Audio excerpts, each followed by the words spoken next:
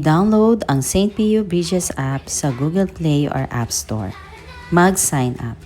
Hintayin ang text confirmation para sa inyong schedule. Pumunta sa araw ng schedule at tinakdang lugar. Ang medical health worker ay magkakandak ng interview with video at screening base sa app.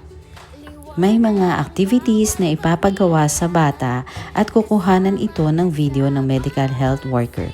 Ipapasa ng medical health worker ang video ng mga activities at interview sa Bridges app para ma-review ng developmental pediatrician. Ang AI ang tutulong sa doktor na ma-analyze at ma-summarize ang key points.